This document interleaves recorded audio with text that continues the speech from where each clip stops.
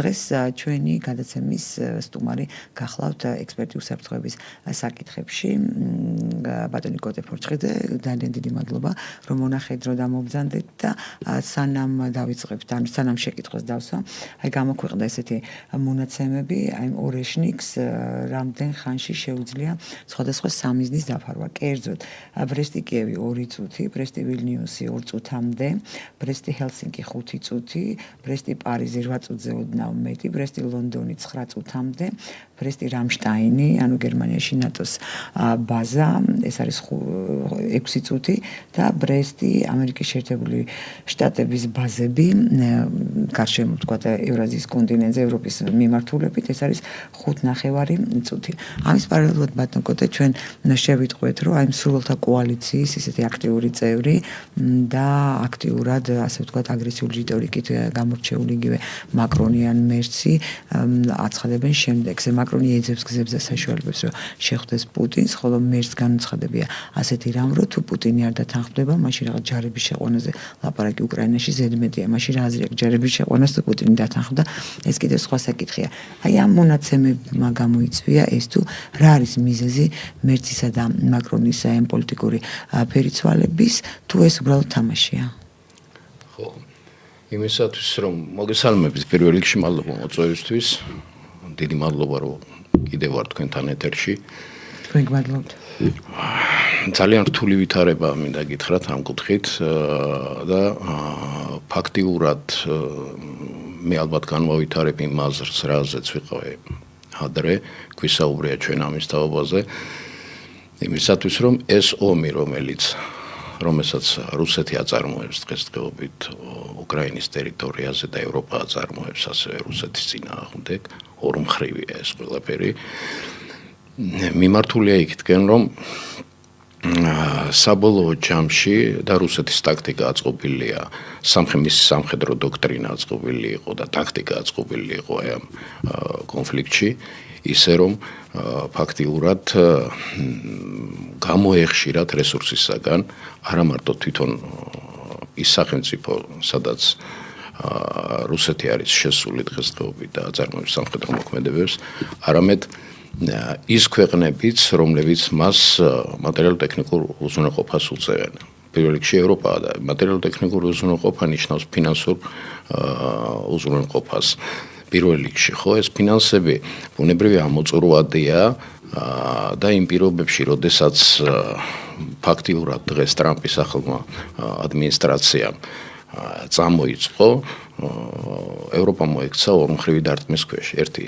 სამხედრო მუხარის ქვეშ ბუნებრივია რუსეთის მხრიდან და მეორე ეკონომიკური ასე ვთქვათ დარტყმების ქვეშ შეერთებული შტატების მხრიდან ამ ორ ცეცხლში ყოფი დღესდღეობით ევროპელი ლიდერები ბუნებრივია შეერთებული შტატები არიან ოკეანის გააღმა მინდა გითხრათ რა და ამიტომ ბევრ პრობლემასთან არის დაკავშირებული მათი მატერიალურ-ტექნიკური უზრუნველყოფა და მათი ეკონომიკური შემდგომი წინსვლა და სტაგნაციაში არ ყოფნა ამიტომ ბუნებრივია ევროპული ბაზარი ევროპისთვის არის უმნიშვნელოვანესი ვიდრე ამერიკული ამით არის განპირობებული ისინი რომ ის გარემოება რომ ეტყობა იქ მარტო მერცი და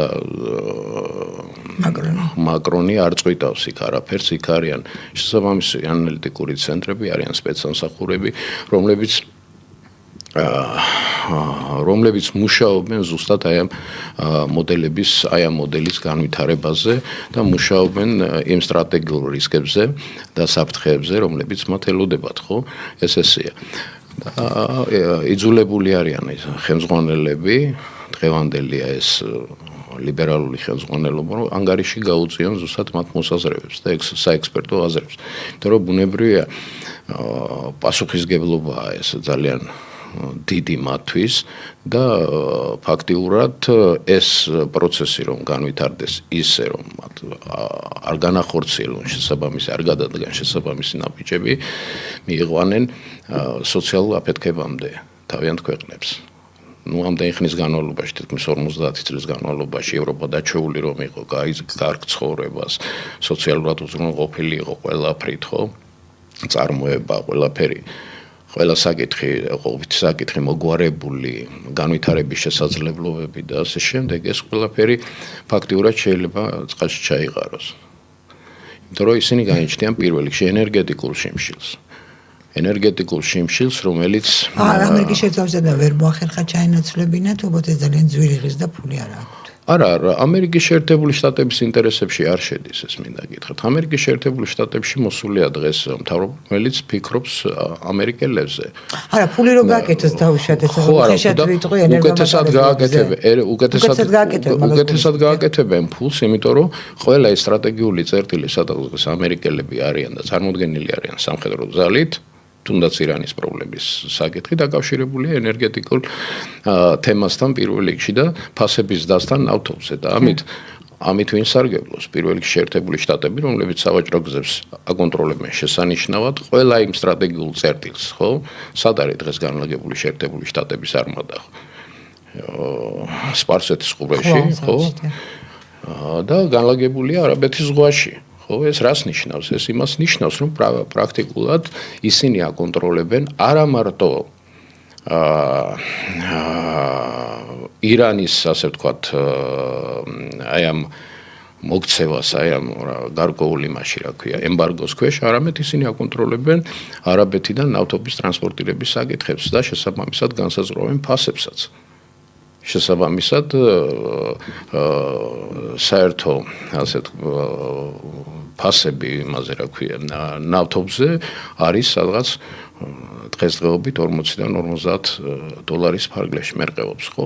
მაგრამ შესაძლებელია თუ ეს კონფლიქტები და ესეთი სიტუაცია გაიძალა ნავთობის ფასმა მოიმატოს და შეიძლება მიაღწიოს გარკვეულ ზღვარსაც და ზოგიერთი ექსპერტი ვარაუდობს თუ ძალიან დაიძაბა სიტუაცია აი ამ ორ მონსტრს შორის და ეს აწყობს როგორც ერთ მხარეს, ისე მეორე მხარეს, მინდა გითხრათ, აი ეს აწყობს რუსებს, იმიტომ რომ ისინი ჩამული არიან და რაც ვირად გაყიდიან თავიანთ ენერგორესურსებს, მით უკეთესია მათთვის და აწყობს ამერიკელებსაც ბუნებრივია, ხო? ისინი ძვირად ყიდიან. ისინი ძვირად ყიდიან, ხო? იმას რა ქვია, ნავთობპროდუქტებს. ამიტომ არის ზუსტად განპირობებული შეერთებული შტატების ასეთი მძლავრი მიმართვა აი ამ რეგიონისაკენ, სამხრეთ რეგიონისაკენ უბრალოდ. ირანი აქ და ირანში მე ვფიქრობ, რომ ისინი კი არ მოწონთ ალიტოლას ქმედებები, არ მოწონთ ის თუ რა მდგომარეობაში აი ხალხი ფაქტურად პროტესტი იყო ეხლა სულ რამდენიმე დღის უკან და ისიც როგორი მძლავრი. ეს რაზე მიანიშნებს? ეს იმას მიანიშნებს, რომ სახელმწიფო მანქანა როგორც ასეთი, ხო? ხა კარგია ცუდი ამაზე ჩვენ არ ვიმსჯელოთ. სახელმწიფო მანქანა არსებობს იქ. შესაბამისი სახელმწიფოებრივი მოწყობის სისტემა მუშაობს და ის უმკლავდება აი ამ გამოწვევებს, რაც გამოწვევებს დგას მის წინაშე.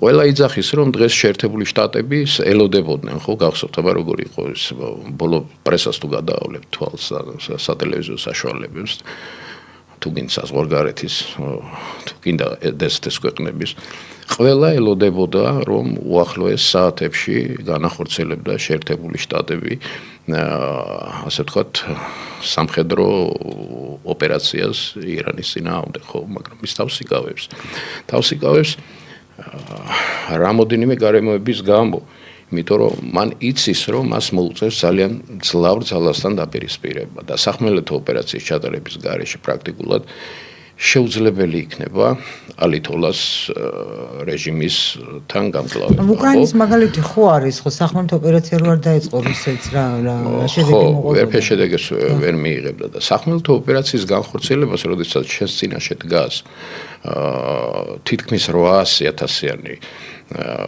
არმია პლუს მაგას კიდე და საერთო გათვლებით და სამობილიზაციო რესურსით, რომელიც ირანს დღესდღეობით გააჩნია, ეს გახლავთ დაახლოებით 2 მილიონამდე 2,200,000 ადამიანის გამოყვანა შეუძლია იარაღის ქვეშ. და ჯიჰადის ფაქტორი კიდე სამხედრო კომპონენტზე გავამახვილებ ყველაფერს. ამ ძალას რო დაუპირისპირდე, უნდა გყავდეს სამჯერ მეტი ძალა. იმიტომ რომ შეტევითი ოპერაციის განხორციელების დროს ყველა სამხედრო ამას გეტყვით, ნებისმიერ კლასიკა. ეს მეც კი ვიცი. ხო, ეს გახლავთ კლასიკა, ესე იგი ფაქტიურად ის რაოდენობა შეიარაღებული ძალებისა გარდა იმ ტექნიკისა, რაც არის, ხო, მობილიზირებული შეერთებული შტატების მიერ თვით იმ ბაზების ჩათვლით, რომელიც შეერთებულ შტატებს რეგიონში დღეს აქვს ერაყში და პლუს კიდევ თურქეთში, დიარბაქირში, ხო, დიდი სამხედრო ბაზა, სამხედრო საჰაერო ბაზა მინდა გითხრათ. აი ამის ჩათვლითაც კი პრაქტიკულად სახმელეთო ოპერაციის განხორციელება შეუძლებელია. ერთადერთი რაც დღეს შეერთებულ შტატებს რჩება, განახორციელოს წერტილოვანი დარტყმა ხელისუფლების მაღალი ეშელონების პირებზე. ეს იქნება პრეზიდენტი, იქნება შეერაღებული ძალების მეთაური, ეს იქნება თვით ალითოლას წინააღმდეგ მიმართული ოპერაცია და ასე შემდეგ.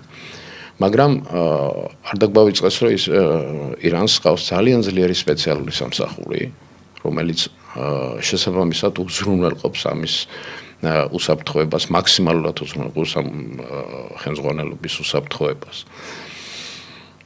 ეს ერთი ფაქტორი და მეორეც კიდევ რაც მნიშვნელოვანი იყო და ამ დღეებში ხდებოდა, ეს იყო თურქეთის როლი ფაქტიურად აი ამ კონფლიქტურ სიტუაციაში 2-3 დღის უკან იყო შეხვედრა თურქეთში, სტამბულში ჰაგან ფიდანი, თურქეთის საგარეო საქმეთა მინისტრი და არაქჩი ირანის საგარეო საქმეთა მინისტრი ერთმანეთს შეხვდნენ და იქ საუბარი წავიდა თურქეთის ინიციატივაზე, როგორც შუამავლის როლზე ამერიკის შეერთებულ შტატებთან, რათა წარმართულიყო მოლაპარაკება. მაგრამ რა იყო ამ მოლაპარაკების საგანი, ხო? ნაკლებად იცით ჩვენმა საზოგადოებამ. იქ არ არის მარტო საუბარი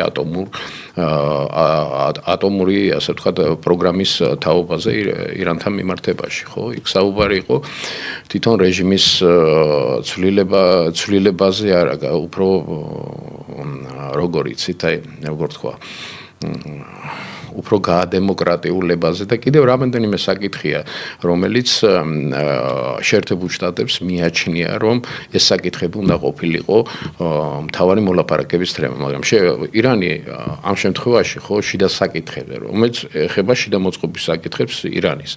შიდა მოწყობის საკითხებზე არ საუბრობს. ირანმა თქვა ერთი რამე, რომ იგი შეამცირებს ურანის გამდიდრებას 20%-მდე ჩამოიყვანს, ნაცვლად 60%-ისა და ეს უნდა გახდეს მოლაპარაკების საგანი, მაგრამ ფაქტიურად უიტკოფმა, რომელიც იყო მთავარი მომლაპარაკებელი ამ შემთხვევაში, უარი თქვა ამაში მონაწილეობაზე და ის გაფრინდა მაიამიში. სულ მგონი გუშინ იყო თუ გუშინ წინ იყო. ამიტომ დღეს ეს სიტუაცია ჰაერშია ისევ გამოგიდული პრაქტიკულად შეერთებული შტატების ადმინისტრაცია. ეს არ არის მარტო ტრამპზე დამოკიდებული, ტრამპმა გადაწყვიტა დღეს უნდა დავარტყა და ეს არ ხდება ესე რა. ამას ჩართულია მთელი კორპორაციები, ჩართულია ენერგეტიკის სექტორი, ჩართულია სპეციალური სამსახურები, რომლებიც მოქმედების სხვადასხვა გეგმას შესთავაზებენ შემდგომში და მე ვფიქრობ, რომ უფრო ეს მაინც შედგება ეს მოლაპარაკება როგორც ასეთი.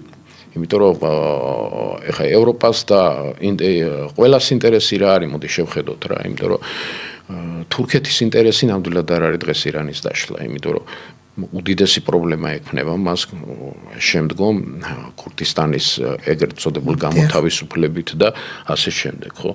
აზერბაიჯანის ლიდერმა გააკეთა გუშინ განცხადება, რომ აზერბაიჯანს არაფერ არ არის ხელსაყრელი. ალიევმა გააკეთა განცხადება, რომ ის არ დაუშვებს, რომ მის ტერიტორიიდან და მის საჰაერო სივრცის გამოყენებით მოხდეს თავდასხმა ირანზე, ხო? ეს ფაქტიურად აზერბაიჯანმა დააფიქსირა პოზიცია, რომელიც არის შეერთებული შტატებისათვის დღესდღეობით მიუღებელი. გესმით რა სიტყვა. ამიტომ ჩვენ უყურებთ მხოლოდ და მხოლოდ აი უცებ ჩავარდებიან ეიფორიაში, იტყვიან რომ აი შედგა შეხვედრა მაგალითად პაშინიანსა და იმას შორის ხელი ჩამოართვეს იქ ამერიკელებმა, იქ ეს ზანგეზურის კორიდორი უნდა გახსნან და ასე არ არის ნამდვილად რა. ამ ზანგეზურის კორიდორზე ჩვენ ვისაუბრეთ ძალიან კარგად და იქ არსებობს და ყველას ავიწყდება რომ ეს კონფლიქტი ვინ გააჩერა, რუსეთმა გააჩერა.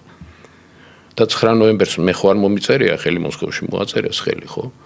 2020 წლის 9 ნოემბერს. აი ეს რატო არის მიჩუმათებული? 10 ნოემბერს. მიჩუმათებული იმიტომ არის რომ თითქოს რუსეთი აძლევს საშუალებას ამერიკის შეერთებულ შტატებს, კერძოდ ტრამპს, რომ სცენაზე გამოჩნდეს თავად მე ბოლოს როგორ უყურებთ ამ სიტუაციას, უყურებ ის, რომ ეს ორივე ადმინისტრაცია, როგორც რუსული, ამერიკული, ხო, ემსახურება ერთი საერთო მიზნის მიღწევის გეგმას. ანუ ისინი აღალებებენ ახალ უსაფრთხოების ქოლგას მსოფლიოში და პრაქტიკულად ამ უსაფრთხოების ქოლგის ქვეშ მიმდინარეობს ენერგეტიკული სექტორის განანაწილება ამ ორ დიდ სახელმწიფოს შორის. ზოგიერთი იტყვის ჩინეთი, მაგრამ ჩინეთის ძალა და საშუალება ვერ გაწვდება ამას, იმიტომ რომ კიდევ ვიმეორებ ჩინეთის მთავარი დოქტრინა მისი განვითარების არის ეკონომიკა და ის ცდილობს ეკონომიკის მძლავრი განვითარების ბაზაზე მიაღწიოს თავის გეოსტრატეგიულ ინტერესებს. ეს არის მათთვის უმთავრესი, გესმით, რაშია საქმე და სამხედრო კომპონენტში მშვენიერი ურთიერთობა აქვს ამას რამოდენიმე დღის უკან შედგა სი ძინპინისა და პუტინის საუბარი, სადაც კვეთ რევერანსებს ესროდნენ ერთმანეთს. ნუ ჩინეთისგან ეს გასაკვირი არ არის, კვეთ რევერანსები. ეს რუსეთისაგან არის. გასაკვირი, მაგრამ აქედან ნათლად ჩანდა ის, რომ დათფა ურთიერთობები გაცილებული იყო? ეს ურთიერთობები კომუნისტების პერიოდიდან ძალიან რთული და ეს ურთიერთობები კი იყო, მაგრამ ნენელა ესე იგი რამდენადაც მეტად შევიდა რუსეთი თავისი ეკონომიკური სექტორით ჩინეთში და რამდენადაც მეტად შემოდის კიდე თავისი ეკონომიკით ჩინეთი რუსეთში, იმდენად ეს ურთიერთობები უფრო მყარდება და მყარდება. ამიტომ პრაქტიკულად ჩვენ აქ საქმე ერთგაერთიანებულ პოლუსთან შეიძლება გქონდეს საქმე და ფაქტურად აქაც წარმართველი რუსეთი იქნება, მინდა ვთქვა. მიუხედავად ჩინეთის მრავალი წყობისა და ეკონომიკური პოტენციალისა. კეთილი.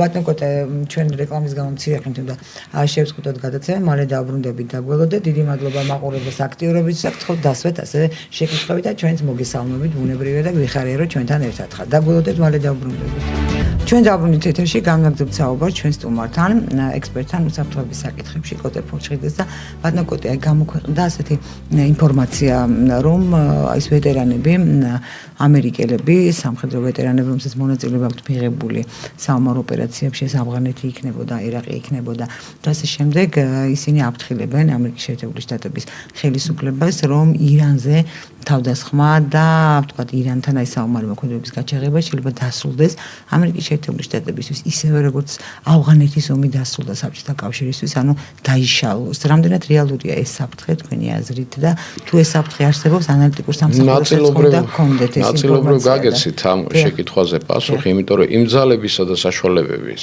იმ რაოდენობის ძალებითა და საშუალებებით, რა ძალებითა და საშუალებითაც აპირებს ირანში თუ მაგალითად აპირებს სახმელეთო ოპერაციის ჩატარებას, ხო, და ამ გზის შესვლას, ეს არ არის საკმარისი, მინდა გითხრათ და ზუსტად ამას გულისხმობენ ის ომის ვეტერანები, ამერიკელები, იმიტომ რომ მათ შესანიშნავად იციან, სამხედროებმა ეს შესანიშნავად იციან, ეს შეიძლება არ იცოდეს ადმინისტრაციის რომელიმე იმას რა ქვია ჩინოვნიკმა, მაგრამ სამხედროებმა ეს თემატიკა იციან ძალიან კარგად. და კიდევ რა პრობლემა, ნაწილობრივ უპასუხე ამასაც, იმიტომ რომ აი თქვენ როგორ წარმოგიდგენიათ ახლა რომ მაგალითად თურქეთის სამხედრო ბაზიდან მოხდეს თავდასხმა ირანზე. ხო, თავდასხმა ირანზე, ხო? საუდის არაბეთიდან?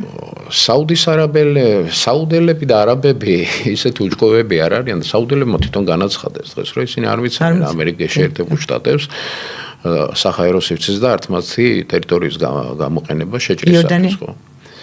იორდანია უფრო მეტად, მაგრამ იორდანიის საჰაერო სივრცეს გამოყენება არაფერს არ აძლევს შეერთებულ შტატებს, მინდა გითხრა. იმიტომ საუდი უფრო დიდია, იორდანიის ის ნაწილი უფრო ძირითადად ისეთი კომპონენტები მუშაობს, მაგრამ იორდანიასთან აკავშირებს ისეთი ხელშეკრულება შეერთებულ შტატებს, როგორც ისრაელთან გააჩნია, გესმით? თუმცა შესაძლებელია, რომ იორდანიის გარკვეული ის გამოიყენოს. ყველა მომენტში ჩდება ხოლმე ესეთი საფრთხე, მაგრამ ძირითადი ხო ის საზღვაო სივრციდან შეუტევს ალბათ თუ ამ ოპერაციას. ეს ვიდრე დამეკითხა, მისი ავიამზიდები, ზუსტად ეს ხო, ავიამზიდებს რამდენი უნდა იყოს სულ, ხო, 4000-5000 კაცი მაქსიმალურად. ეს ვინც დესანტირება მაგრამ საჰაეროსთვის მხოლოდ და მხოლოდ რაზე უნდა მიიტანო ძირითადი ობიექტები ჩვენ განსაზღვრეთ უკვე პირველ ნაწილში ვთქვით ვიზა შეიძლება მიტანილი იქნას ეს რელიგიურ და საერო ხელისუფლებაზე ხო რელიგიურ და საერო ხელისუფლებაზე სამხედრო ბაზებზე და ასე შემდეგ და ეგრეთ წოდებული ურანის გამდიდრების ცენტრებზე ხო რომელიც და აქვთ სხვათა შორის შეერთებულ შტატებს მაგალითი რომ თვითონვე ამბობდნენ რომ მათ პირველი და ასე ვთქვათ თავდასხმის შედეგად გაანადგურეს ირანთან ფაქტიურად ვერაფერი ვერ გაანადგურეს მინდა გითხრათ რა იმიტომ რომ გაენადგურებინათ მაშინ არც მოლაპარაკება დაჭირდებოდა ამ საკითხთან დაკავშირებით ხო შეაჩერეთ ბედი ანუ ირანი კვლავ აგრძელებს ბირთვული აი ამ გამოცდების ჩატარებას და ისე მე კიდევ ვიმეორებ და მithkoms კიდევ არაერთხელ თქვენ გადაცემებში რომ გაენადგურებინათ მაშინ შესაბამისად მაგადე დააფიქსირებდა რადიაციის დონის მკვეთრ სტას იმიტომ რომ ის ცენტრიფუგაზე თავდასხმა და ფაქტიურად ჩაღწევა იქ ნიშნავს ფაქტიურად იგივე ატომურ აფეთქებას მინდა გითხრათ და ძალიან კარგად უნდა იცოდნენ უნდა იცოდეს ყველამ და ფაქტიურად ამაზე უნდა საუბრობდნენ არა მარტო ექსპერტები, არამედ ჟურნალისტური კორპუსიც, იმიტომ რომ ეს არის რეალობა და ამ რეალობიდან გამომდინარე, ხო ის ყველა დანარჩენი რაც დაკავშირება არის ინსინუაციები, აბსოლუტურად ყველაფერი. განადგურეს რა შეიძლება შენობა განადგურდეს რაღაც ნაწილი, ხო, ადმინისტრაციული რაღაც თანადგარი გამოვიდეს წყობრიდან, მაგრამ ეს არნიშნავს რომ ატომური პროგრამა გაუნადგურეს. მაშინ რატო ეხვერწებიან რომ დავჭდეთ მოლაპარაკებაზე რომ 60 ისა რა ქვია ირანი თანახმა 20%-მდე ჩამოვიდეს 60%. მაგრამ ისრაელი და ამერიკა არ არის თანახმა. ხო რა თქმა უნდა ისინი არ არიან და არც იქნებიან თანახმა როგორ იქნებიან. იმიტომ რომ სხვა ინტერესებია. ძირითადად და ეს ძირითადი ინტერესები დაკავშირებულია სავაჭრო გზების კონტროლთან მინდა გითხრათ რა. რო თქვას უარი ბოლოს და ბოლოს თქვათ რა დაუშავდება რით შესუსტება ირანის თავდაცვის უნარიანობა თუ მან ურანის გამდიდრებაზე უარი თქვა. ირანს და იქ სარაკეტო იმაზეც არის საუბარი. ამერიკელები თხოვენ რომ სარაკეტო განვითარების ის სექტორიც მოსპონდლიანად გესმით? და ამაზე ირანი არასოდეს არ წავა, იმიტომ რომ ფაქტიურად იმ კონფლიქტის დროს არაერთხელ მithkoms ეხლა გავიმეორებ, რომელსაც უკრაინა და რუსეთ-უკრაინას შორის დღეს არის, ხო? ფაქტიურად ამ დროს ხდებოდა რა ირანი აწვდიდა იყო ერთ-ერთი სანამ პირველ ეტაპზე იყო ერთ-ერთი მიმწოდებელი ამ დრონების. დიახ, კი მახსოვს. ხო ესეა და მას შეუძლია ამის წარმოება, სერიოზულად შეუძლია წარმოება და გადართვაც. ხო არ გამდიდრებს მდიდა იგივე ტექნოლოგიებზე გადავა და დაიწყებს იგივეს განვითარებას, რასაც რუსეთი ანვითარებს დღეს. ზებგერითი სარაკეტო სისტემების განვითარებას დაიწყებს. და დაიწყოს. თუ ის მაინც არის ბირთვული. ხო, ალბათ დაიწყებს და შეიძლება მე დარწმუნებული ვარ, რომ ამ მიმართულებით ირანში მუშაობა მინდის. რაღაცა გეგმა B ხო უნდა გქონდეს ამერიკის შეერთებულ შტატებს, იმიტომ ამდენს რომ ემუქრები, რაღაც უნდა გააკეთო რა, ისე როგორც ამერიკის შეერთებული შტატებისათვის გეგმა B არის ეგრეთ წოდებული აი ყურის კონტროლი, ომრუზის ყურეს ხო, აი სადაც მიდიან ხო, სადაც მიდიან საუდელების ნავთობი, სადაც მიდის იორდანიის და ასე შემდეგ, ხო, ამ ქვეყნების და ძირითადად არაბული ქვეყნების ნავთობი გაედინება სად. ისინი ამით გააკონტროლებენ სამინდის, სადმინდის, როგორ მიდის. შესაბამისად ფასებიც მაქსიმალური კონტროლი იქნება დაწესებული, ხო? არ მოეწონებიან იმიტომ არის სამხედრო ძალის კონცენტრაცია ზუსტად მანდ.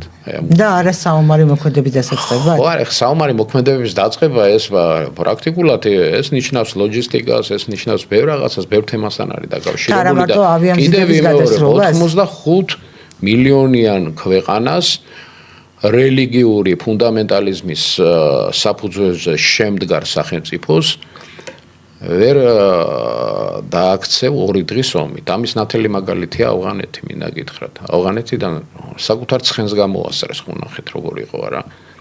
ხო, ის ჩემს საუხსნელი არა. ბოლო კადრები როგორი იყო? 20 წელი იყვნენ ავღანეთში და რა მიიღეს საბოლოო ჯამში, ხო ვერ მეტყვით. რუსეთი, ავღანეთის ლიდერები ჩავიდნენ რუსეთში და ხელი მოაწერეს თანამშრომლობას. ის კი ვიცი, აპირებენ ყოვლის მომცველი ძალიან კი ბატონო, სერიოზულ თანამშრომლობას, ხო? აი ეს მიიღეს საბოლოო ჯამში. პრაქტიკულად იყვნენ ვიეტნამში რა მიიღეს ვიეტნამისგან. არაფერი ვიეტნამის სინდრომი, რომელმაც ფაქტიურად მოიტანა ის კრიზისი, რომელიც შეერთებულ შტატებში 70-იან წლებში და 70-იან წლებში. და ჰოლივუდის მუზათაც იქცა ეს. რა თქმა უნდა. კორეა. ხო, რა მოიტანა კორეამ? გაყოფილი ორად კორეა, ხო? ხო, ალბათ რაღაც მოუტანა ამერიკის შეერთებულ შტატებში. ხო, არაფერი, არა, პრინციპში ხა რაღაც მოუტანა, ზუსტად ეს ყველაფერი დაკავშირებული იყო ამ პლაცდარმის ერთ-ერთი რაც შეერჩათ კორეაში შეერჩათ პლაცდარმი ინდოჩინეთის იმას რა ქვია რეგიონში და ეს მოუტანათ შეერთებულ შტატებს აი ყველაფერმა დიახ ბატონო აი ის მაყურებელი რომ რამდენად შესაძლებელია მხოლოდ საზღვაო ძალებით ამ 50 სრუტის გაკონტროლება ორმუზის სრუტი აკონტროლებ მაგრამ ამაზეც ნაწილობრივ გავეცი პასუხი შეუძლებელია აი ამ რამდენი არმადა მთელი ფლოტი რომ მიაყენოს, ხო? შეერთებულმა შტატებმა.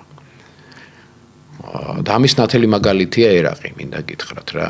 ერაყში სადამი რო ჩამოაგდეს მაშინ 40,000 მარტო ბრიტანელი სამხედრო იყო იქ.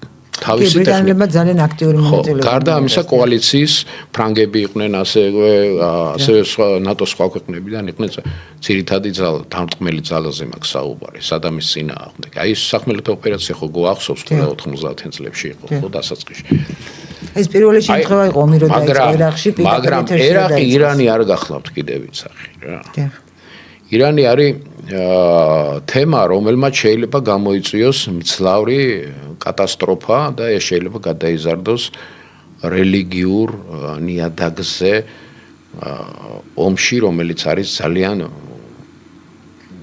ძიმე და არახელსაყრელი. ძიმე საფრთხე მინდა ვთქვა მსოფლიოსთვის, იმიტომ რომ ეს მიიღებს ჰიბრიდულ სახეს შემდეგ, ეს მიიღებს მერე გაუთავებელ ტერორისტულ აქტებს სოფლიოს ყველა წერტილში იქ სადაც მუსლიმი მოსახლეობა არის განურჩევლად ეროვნებისა თან გამჩევად რელიგიის წარმომადგენლები შიიტია თუ სუნიტი მე მგონი განსხვავება აღარ იქნება მინდა გითხრათ შიიტი და სუნიტი და ამაში თურქეთმაც გააკეთა სხვათა შორის მოწოდება და განცხადება იგივე აზერბაიჯანის ლიდერის განცხადებაც ამაში ზის აზერბაიჯანის ლიდერი ამ განცხადებას არ გააკეთებდა რომ ეს თურქეთის ნებართვის გარეშე მოხდარიყო ხო ესეა რა თუ გავითვალისწინებთ თან აზერბაიჯანის თანამშრომლობას ისრაელთან ეს ისრაელის გასაგონათაც იყო ხო ნათქვამი იმიტომ რომ ადრე როგორც ცნობილია მოარული ხმებით ისრაელს აძლევდა საშუალებას და აი ეს რა თქმა უნდა ამიტომ კონფლიქტის აი ამ სერიოზული კონფლიქტის იქ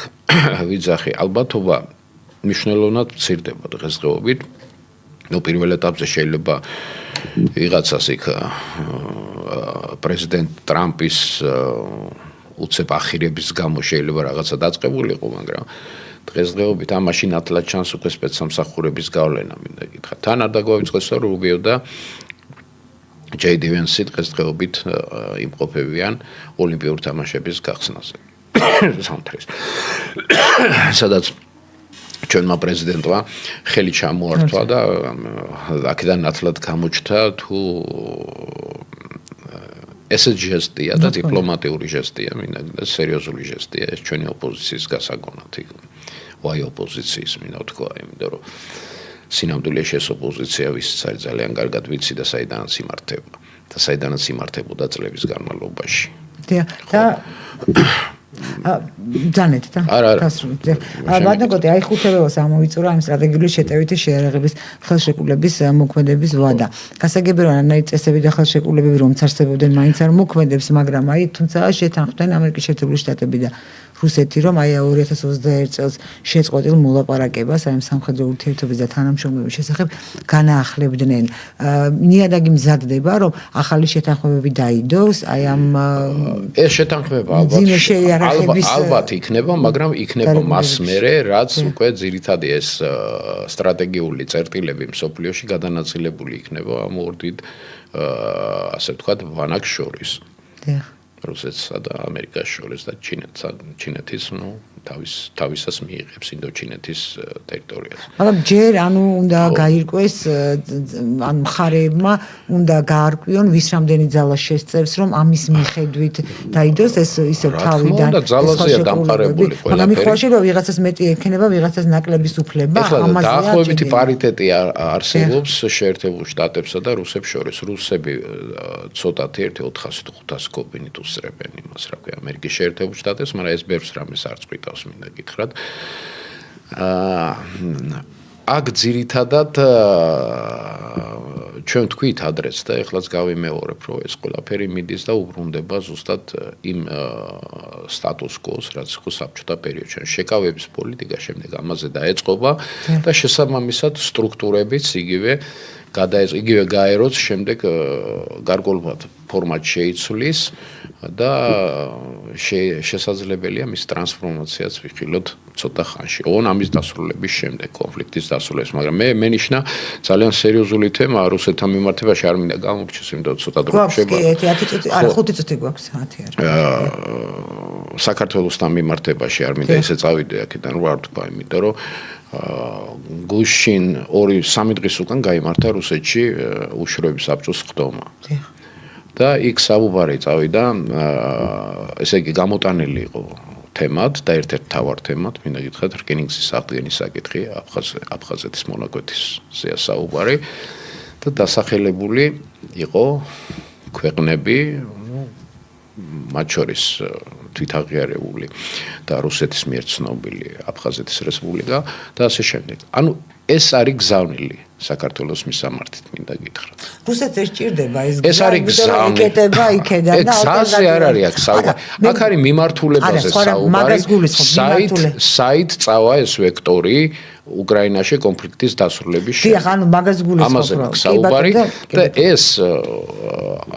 ეს უნდა გავითავისო და უნდა გაითავისოს ხელისუფლება, იმიტომ რომ ძალიან მძიმე პერიოდში მოდი. მე გაუთავებელი შეტევა ხელისუფლებაზე. მე გუშინ ასავალ-დასავალში წავიკითხე, რომ ისა რა ქვია, თითქოს კობახიძეს ხელი მოუწერიაო რაღაც საფუძვად. იცით რა არის? მე მინდა ასავალ-დასავალის მესეურებს და ჩემგან პატივსაცემ ადამიანს საზეთავითაიას უთხრა ერთი რამე. ტერიტორიების ესე გადაცემა არ ხდება. ტერიტორიების გადაცემა ხდება დემარკაცია დელიმიტაციის შედეგად. და უნდა არსებობდეს და ეს იცის როგორც იურიდიულად ესეა. მე რო შენ ხელი მოგიწერო, გინდას პრეზიდენტი ვიყო და შენ იყო იმისი რა ქვია აზერბაიჯანის პრეზიდენტი და მოაწერო ხელი, ამით შენ ტერიტორიას ვერ წაიღებ იურიდიულად. ხო, საფუძველი უნდა ქონდეს. ამიტომ არის, რომ ასეთი ინფორმაციების გამოტანას და ასე განსაზღვრას მე ყველა მიცის, რომ ვარ ადამიანი, ვინც ყოველთვის სიმართლეს ამბობს. მიუხედავად ჩემი სიმპათიებისა და ანტიპათიებისა, ყოველთვის სიმართლეს ვამბობ. ის რა ჭირდება დღეს ქვეყანას და ვიძახი და ვამბობ.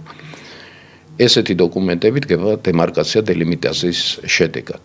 და კიდევ ვიმეორებ გასაგონად ხელისუფლების.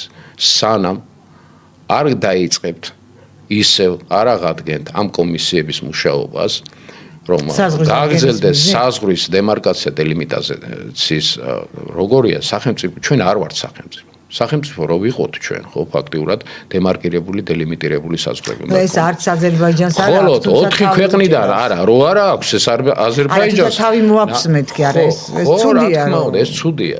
და ეს შეიძლება საფუძველიც გახდეს იმისათვის, რომ რუსეთთან მოლაპარაკებების მაგიდაზე დავიწყო. კიდევ ვიმეორებ და ახლა როგორ უნდა აი სხვათა შორის ბატონკოტე აუცილებლად უნდა აი თქვა აი ცხინვალის რეგიონში, აფხაზეთში, იქ რა უნდა ვქნათ? მოლაპარაკების საგანია. ეს არის მოლაპარაკების საგანი, რომელიც უნდა გადაწყვეტს მოლაპარაკების დანარჩენ ტერიტორიაზე. ჯერ დანარჩენი ტერიტორიებიდან დავიწყოთ, კაცო. იქ რა არ არის რუსებს მე გადმოწეული არის. როგორ არის? სომხეთთან არა გვაქვს იგივე ანალოგიური. აზერბაიჯანთანაც მე ვიცი სოფელი ერთ სადახლოში, რომელიც დღეს სომხეთის მხარეს არის გადატანილი. და კაცშვილი ამაზე ხმას არ იღებს. ეს საზღვრები ძალიან და შეუთანხმებელი მთლიანი საზღვარი და დავით გარეჯის ეს კომპლექტი. ეს მოხსნის ყველა ამ იმას, რა ქვია, თემატიკას მინდა გითხრათ. დავჭდეთ იმ აზერბაიჯანელებთან და დავიწყოთ ამაზე მოლაპარაკება, კაცო. და საუბარი ამაზე. როგორ შეიძლება ესე გამოხვიდე და ხელაღებით თქვა, რომ პრემიერ-მინისტრმა ხელი მოაწერა ამაზე და არიქა გაყიდა, ამაზე ააგო ყველაფერი, ხო და დოკუმენტი არ გინახიათ თვალით, ხო? ესე დოკუმენტები მინდა უთხრა, ექსპერტებს შეეკითხეთ, ჯერ და მე გამოიტანეთ ის, რა ქვია, დასკვნა, რას ქვია კაცო? კიდაც მოეწერა ხელი, ხო? ეს გასხვის არაფერს არ ნიშნავს მისი მოწელი თუ რატიფიცირება არ ხდება ამის შესაბამისად. ორივე პარლამენტის მიერ უნდა მოხდეს რატიფიცირება, ჩვენ საპარლამენტო რესპუბლიკა ვართ. არ დავიწყდეს ეს არავის რა. თავარი ძალაუფლების რა თქმა უნდა ამაზეა საუბარი. ზედა ის რა ქვია ეშელონი. ეს რო არ მეთქვა არ შემეძლო რა, იმიტომ რომ უდიდეს პატივს ვცემ ზაზა დავითაიას და უდიდეს პატივს ვცემ ამ გაზეთსაც მინდა გითხრათ რა. მიუხედავად ამისა ვაფიქსირებ ჩემს და მე უფლება მაქვს რომ ჯერ რიგით მამოქალაქემ როგორც საოცრად მოვიწევთ ჩვენ ზაზა დავითაიას ამ თემას ასაუბრეთ, საინტერესო იქნება. კი ბატონო, იმიტომ რომ იქ ვიღაცამ ითქვა, ვიღაცამ თქვა, თუ ესეთ ფაქტს აქვს, მაშინ აუცილებლად სამსჯელოა დაპირდა, დიახ, კი ბატონო. ეს არის ცრუდასმენაც, მოგონილი რაღაც ფაქტი, თუ ეს არის ნაღდა შესაბამება სიმართლეს, მაშინ შესაბამისი ორგანოები არსებობენ და ამაში უნდა გაერკვნენ. მაგრამ მე ვხსნი მექანიზმს, როგორ ხდება ეს ყველაფერი, გესმით? დიახ, მესმის და აი ბატონო კოტე თქვენ რომ ბრძანეთ რომ ამაზე იყო ლაპარაკი რკინიგზის აღდგენაზე, მე მესმის ეს გზავნილი არის ჩვენთვის და ამასთანავე ეს სხვა ჩვენ საჭიროებასაც, იმიტომ რომ როდესაც აი სომხეთის ტერიტორიაზე ზანგეზურის დერეფანში ის ხდება, რაც ხდება, ძალიან დიდ მნიშვნელობას იძენს აი ეს სარკინიგზო მონაკვეთი აფხაზეთის მისი გახსნა, ანუ საქართველოს რკინიგზა მიასწრებს. იქ ჯერ შეგნებულად არის თქვა უშრობის საბჭოზე სომხეთი. ჯერ მოხსენებული არ არის, თუმცა სომხეთის გარეშე სომხეთის გარეშე რა თქმა უნდა არ იქნება, მაგრამ სომხეთის პრობლემატიკა რომელიც დღეს აქვს, გადასაწყვეტი აქვს, იმიტომ რომ იქ ძალიან ცუდი პროცესები განვითარდება. დაანონსეს ის გეი აღლუმი უნდა ჩაატარონ იმას რა პაშინიანის განკარგულებით იმაში რა ქვია სომხეთში. ეს რას მოიტანს ჯერ კიდევ კაცმა არ იცის რა. ეს კი ბატონო, კი ბატონო. ხო და არავის დაგვავიწყდეს ჩვენი მეზობლების, ჩვენი მეგობრების, ჩვენი მეგობარი სახელმწიფოს რეაქციები ხანდისხან ზოგიერთ აი ესეთ თემატიკასთან, რომელიც მათ ტრადიციებს და რაღაცებს ეხება. დიახ, კი ბატონო. არ დაგვავიწყდეს ეს დემირჩიანის ამბავი, როგორ შევარდნენ პარლამენტში და კიდე რა თემატიკა მოყვება ამას. ამიტომ იქ ფეთქებაც სიტუაცია სომხეთში მინდა გითხრათ რა. ის პაშინიანის ხელისუფლება არ არის ის ხელისუფლება, რომელიც ერთი შეხედვით დღესდღეობით მართავს სრულად და კარგად იმას რა ქვია და განსაზღვრული კურსი აქვს აღებული, ხო? ამერიკელების შემოსაყვანად იქ. ამას არ დაუშვებს და კიდევ ვიმეორებ. სომხეთის გარე საზღვრებს იცავს დღეს რუსეთის ფედერალური სამსახური საზღვრის დაცვის, რომელიც ექვემდებარება FSB-ს. ფედერალურ სამსახურს. არ დავიწყდეს არავის, მათ შორის არც აზერბაიჯანულ მხარეს და არც მხარეს. ეს არის რეალობა, მინდა გითხრათ. მე არა ვარ არავის მომხრე და არავის მოწინააღმდეგე. მე ვამბობ იმას, რაც არსებობს. დააფუძნებული ოფიციალურ დოკუმენტებზე, რომელზედაც ხელი აქვს მოწერილი როგორც პაშინიანს, ასევე ალიევს. მოსკოვში 2020 წლის იმაში რა ქვია ნოემბრის თვეში 9 პუნქტიანი შეთანხმებაა თუ 10 პუნქტიანი შეთანხმებაა, კი. აი ესეა. ადაკოტე სამწუხაროდ ჩვენი გადაცემის დრო ამოიწურა. ძალიან დიდი მადლობა. დიდი მადლობა თქვენ მოწვევისთვის და ინფორმაციისთვის. ძალიან დიდი მადლობა მაყურებელს, რომელიც აქტიურობს, მაგრამ მინდა რომ ძალიან იაქტიუროთ შეკითხვების დასმის თვალსაზრისითაც. მე თქვენ გემშვიდობები და იმედი მაქვს შევხვდებით მომავალ ხუთშაბათს. ნახვამდისა.